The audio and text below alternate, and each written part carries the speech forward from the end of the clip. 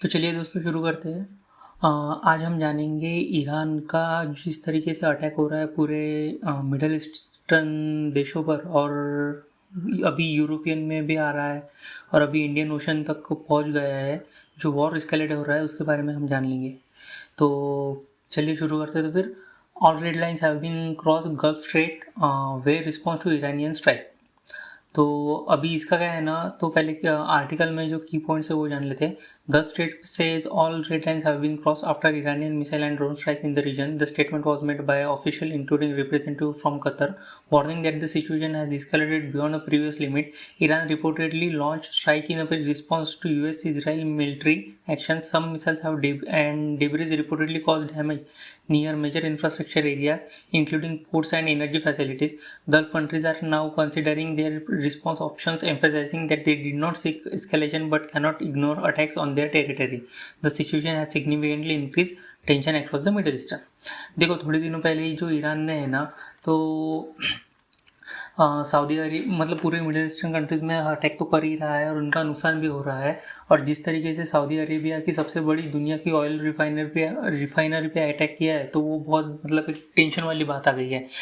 तो यहाँ पे क्या है ना, तो इन जो भी मिडिल ईस्टर्न के कंट्रीज़ हैं ना, वो बहुत ज़्यादा डेवलप है, बहुत ज़्यादा मतलब वहाँ पे इंफ्रास्ट्रक्चर बहुत अच्छा है, बिज़नेस के लिए आप जा सकते हो, खास करके दुबई यूएई में जो है।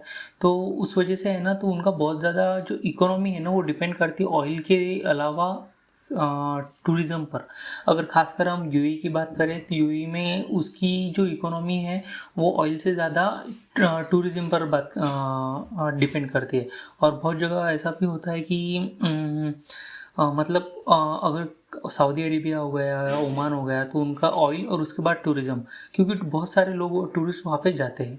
तो ये ईरान क्या कर रहा है, ईरान वो जिस तरीके से वहाँ पे अटैक कर रहा है और जो मिडिल ईस्टर्न कंट्रीज़ को अनस्टेबल करने की कोशिश कर रहा है, जिस तरीके से दुबई एयरपोर्ट बंद हो गया था और बाकी की चीज़ें वहाँ पे हालांकि मतलब कंट्रोल में है, कंट्रोल से बाहर नहीं गई है, पर जो टूरिस्ट आ रहे हैं मतलब टूरिस्ट नहीं आ रहे हैं, जो है वो बाहर मतलब अपने अपने देश लौटने की कोशिश कर रहे हैं। अभी थोड़े दिनों देर पहले ये भी न्यूज़ आई थी कि रोनाल्डो ने भी छोड़कर पुर्तगीज चले गए।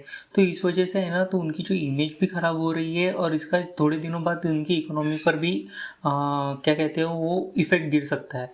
तो उस वजह से इन्होंने कहा है कि अभी बहुत हो गया है, अभी हमें इस बात को मतलब अभी हमें इस बात का जवाब देना चाहिए। तो की पॉइंट्स में क्या है वो जान लेते हैं। खाड़ी के देशों ने कहा है कि सभी लाल रेखाएं पहले ही पार हो चुकी है।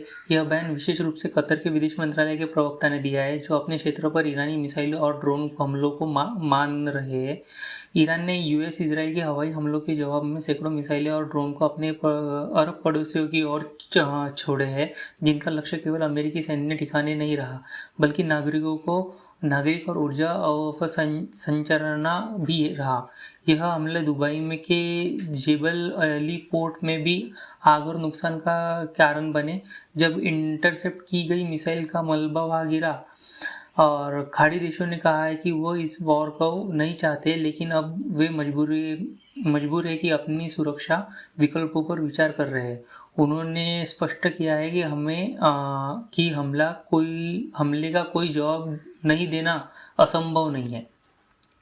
अभी ये इनकी सिचुएशन है मिडिल ईस्टर्न कंट्रीज़ की, क्योंकि कोई भी कंट्री जो है वो कब तक अपने ऊपर बर्दाश्त कर सके, क्यों जबकि इनका कोई रोल भी नहीं है। सऊदी अरेबिया को अगर छोड़ दे तो यूएई का, ओमान का या कतर का, इनमें कोई रोल नहीं था। जो जिस तरीके से ईरान इन पर हमला कर रहा है, अगर आपको बेसिकली यूएस के बेसिस पर जो था मतलब अमेरिका के जो बेसिस है वहाँ पे हमला करना है तो आप वहाँ पे कर सकते हो, पर आप वहाँ पे क्यों कर रहे हो कि जहाँ पे उनका इंफ्रास्ट्रक्चर है, जहाँ पे लोग रहते हैं। तो इस वजह से इनको मतलब बहुत ज़्यादा प्रॉब्लम हो रही है। तो अभी देखने वाली बात यह है ना कि पहले ये समझना होगा कि ईरान जो है ना, पूरी की पूरी ना कि बल्कि मिडिल ईस्टर्न कंट्रीज़ को या मतलब अमेरिका इजराइल तो साथ में ही, पर अगर ये भी दो सारे कंट्रीज अगर ईरान के खिलाफ हो गए तो ये ईरान के लिए बहुत मतलब भारी गिर सकता है। और यही अमेरिका चाहता है अगर देखा जाए तो। जब उसने मिडल ईस्टर्न में ईरान के ऊपर अपना कंट्रोल खो दिया था, 1979 की बात कर रहा हूँ, तो उसने इराक को अपने साथ में लिया था और ईरान और इराक के बीच में वॉर करवाई थी जो 8 साल तक चली थी। तब भी पूरी दुनिया पर इसका प्रभाव गिरा था, 5 लाख से ज़्यादा लोग मारे जा चुके थे। पर अभी अमेरिका ऐसा ही कर रहा है। अगर सब लोगों को लग रहा है कि अमेरिका जो है वो धीरे धीरे इस वॉर में फंसता जा रहा है, वो फंसता नहीं जा रहा है, क्योंकि हर उसको भी पता था अगर हमने घूमने को मार दिया तो वो ईरान किस तरीके से रिएक्ट करेगा। ईरान ने स्टेटमेंट भी दी थी कि हम मिडल ईस्टर्न कंट्रीज़ को जो है ना वो अनस्टेबल कर देंगे। पर फिर भी अमेरिका ने वैसा किया, क्योंकि धीरे धीरे अगर पूरी मिडल ईस्टर्न कंट्रीज अगर अनस्टेबल हो गए और आपस में वॉर करने लगे तो ये सबसे आसान हो जाएगा अमेरिका को, क्योंकि उन सब कंट्रीज़ पर कंट्रोल ले लेना। और अमेरिका का खास जो है ना वहाँ पे मतलब अमेरिका क्यों कंट्रोल चाहता है, क्योंकि वहाँ पे ऑयल रहता है। और ईरान का ये कहना है, ईरान इसलिए ये अटैक कर रहा है कि ईरान ने कहा है कि तुमने अमेरिका को बेसेस बनाने के लिए अपने देश में जगह दी, उनको बेसिस बनाने की परमिशन दी। और जो मिडिल ईस्टर्न कंट्रीज थे उन्होंने इस वजह से दी थी कि उनको लगा कि आगे चल के अगर यहाँ पे अमेरिका का बेस बना तो आगे चल के अगर कुछ भी ईरान के साथ कॉन्फ्लिक्ट हुआ या कुछ भी किसी देश के साथ हुआ तो अमेरिका हमको बचाएगा। पर ऐसा कुछ भी नहीं हो रहा है। तो ये समझने वाली बात है कि अमेरिका ऐसा चाहता है कि मिडिल ईस्टर्न की जो कंट्रीज हैं ना वो आपस में लड़े। इसलिए अमेरिका जो है ना इन चीज़ों पर रिएक्ट नहीं कर रहा है। अमेरिका की यूएस एम्बेसी पर भी अटैक हो गया है। अमेरिका रिटेलिएट करेगा, इजराइल भी रिटेलिएट करेगा, पर अभी वो कैसा, वो सब मिल के जब करेंगे ना तो ये अमेरिका के लिए बहुत आसान हो जाएगा ईरान के ऊपर कंट्रोल लेना। तो आगे बढ़ते हैं। Iran bombs European territory, UK military base hit in Cyprus. Article की समरी क्या है वो जान लेते हैं। In early March 2026 a suspected Iran made drone struck RAF Khor 3, a British military airbase located in Cyprus. The attack reportedly caused a limited damage to infrastructure, including the runway, but no casualties were confirmed. British forces later intercepted additional drones in the area, indicating a border attempted strike. The incident is significant because of Cyprus is a member of European Union, marking one of the first times escalating Iran-related conflict has directly affected European territory. In response, the United Kingdom increased security measures and deployed additional naval and air defense assets to the region. The strike is seen as a part of wider regional tension involving Iran, the United States, and Israel, raising concerns about the further escalation in the Eastern Mediterranean. अभी देखो, सब लोग जानते हैं कि NATO का एक संगठन है, उसमें 30 से ज़्यादा देश शामिल है। अगर एक पर भी हमला हुआ तो वो सब देश आएंगे सामने वाले देश पर हमला करने के लिए। अभी अमेरिका के बेसिस पे हमला हुआ है, कोई क्यों नाटो कंट्री आ नहीं रही, क्योंकि नाटो है ना अभी जो देखा जाए ना तो वो स्प्लिट हो गया है। क्योंकि बहुत से देशों ने कहा है, जैसे जर्मनी हो गया, फ्रांस हो गया, फ्रांस तो वैसे भी नहीं आएगा, जर्मनी हो गया, फ्रांस हो गया, डेनमार्क नहीं आएगा क्योंकि अमेरिका के साथ उसने ग्रीनलैंड के ऊपर कहा है, ब्रिटिश हो गया, उन्होंने कहा ये अमेरिका की गलती है, अमेरिका ने मारा, अमेरिका ने स्ट्राइक की, हमारी मिलिट्री वहाँ पे नहीं भेजेंगे, हम वहाँ पे नहीं जाएंगे वॉर करने के लिए। पर फिर भी ईरान ने वहाँ पे अटैक कर दिया। अभी साइप्रस का आप अगर नक्शा देख रहे होंगे, जो अंडर मतलब रेड कलर में सर्कल बनाया गया है, वहाँ पे ब्रिटिश का बेस था। वो जो टेरिटरी है ना वो है ना ब्रिटिश के कंट्रोल में आती है। और दूसरी बात, वो यूरोपियन टेरिटरी का हिस्सा है। साइप्रस जो है ना वो 2 हिस्सों में बांटा गया है, पहला है रिपब्लिक ऑफ साइप्रस और दूसरा जो हिस्सा आता है ना वो टर्की के कंट्रोल में आता है। तो वहाँ पे जाने के लिए किसने कहा? फिर भी अगर ईरान इसी तरह से हमला, पहले तो ये समझना चाहिए कि ईरान ने जानबूझकर किया है कि यहाँ पे भी कोई मतलब बहुत बड़ा पॉलिटिकल खेल है। अगर ईरान उस तरीके से वहाँ पे हमला कर रहा है ना तो पहले है ना तो वो सारे नाटो को, जो अभी स्प्लिट है, दुनिया के लिए सबसे अच्छी बात है, जो नाटो कंट्री में जो देश शामिल नहीं है उनके लिए सबसे अच्छी बात है कि अभी ये स्प्लिट है तो वहाँ पे नहीं हो रहा, तो वो साथ में नहीं है। तो ऐसा हमला करके तो वो साथ में आ जाएंगे ना। अगर ब्रिटिश आ गया, उसके बाद जर्मनी आ जाएगा, जर्मनी आ गया उसके बाद फ्रांस आ जाएगा। धीरे धीरे करके ऐसे पूरे के पूरे 30 नाटो कंट्रोल देश अगर यहाँ से आ गए, वहाँ से मिडल ईस्टर्न कंट्रीज आ गई, तो ईरान को ख़त्म करने में कितना टाइम लगेगा? कुछ भी नहीं। फिर भी ईरान ऐसा क्यों कर रहा है ये समझ में नहीं आ रहा है। पहली बात तो आगे चलते। US Iran war live updates. At least 101 missing, 78 injured, submarine attack on Iranian ship of Sri Lanka.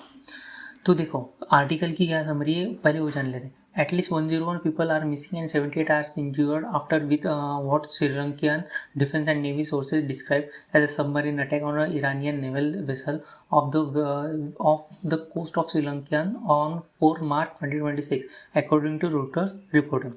The incident occurred in the Indian Ocean water near Sri Lanka, prompting a major rescue operation by Sri Lankan military. Sri Lankan officials said said a distress call was sent before a vessel began sinking. At least 32 sailors have been rescued so far and taken to hospital, though the exact casualty figures vary by report. It's unclear who carried out the submarine attack, with the sources yet to identify the responsible party. This incident is being reported as a part of the border US-Israel Iran conflict, which has been escalating military operations including at the sea and in the Middle East region. तो क्या है इसमें? देखो ये जो article आया है ना, एक मिनट। तो ये जो आर्टिकल आया है ना, तो ये रॉयटर्स ने सबसे पहले कहा गया था। तो श्रीलंका के तट के पास एक ईरानी जहाज़ पर कथित और पर पनडुब्बी से हमला हुआ है। 101 लोग लापता बताए जा रहे हैं, 78 लोगों घायल हुए। अंतर्राष्ट्रीय समाचार किसने रिपोर्ट किया? तो अंतर्राष्ट्रीय समाचार एजेंसी रॉयटर्स ने सबसे पहले ये जानकारी दी। श्रीलंकाई रक्षा सूत्रों ने बताया कि जहाज़ से डिस्ट्रेस कॉल्स SOS भेजी गई थी, जिसके बाद बचाव अभियान शुरू किया।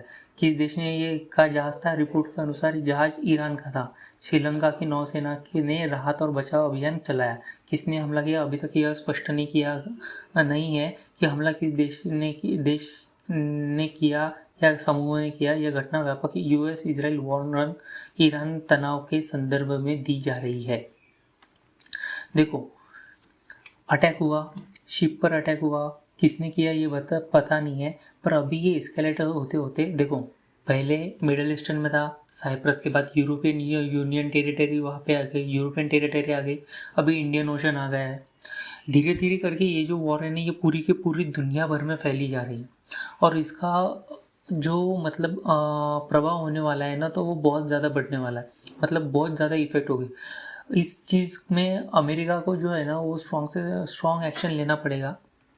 सबसे पहले पूरे के पूरे जो यूरोपियन यूनियन है उनको साथ लाना पड़ेगा। अभी वो तो ट्रम्प की वजह से जो साथ आ नहीं सकते।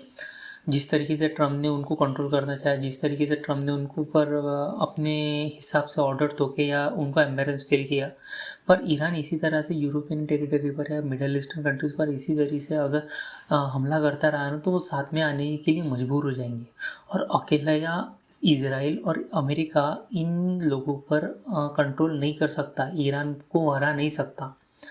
हराएगा तो भी फिर भी 2-4 साल तो ये वॉर इजीली अगर कहा जाए ना, तो 1-2 साल के लिए इजीली बढ़ सकता है।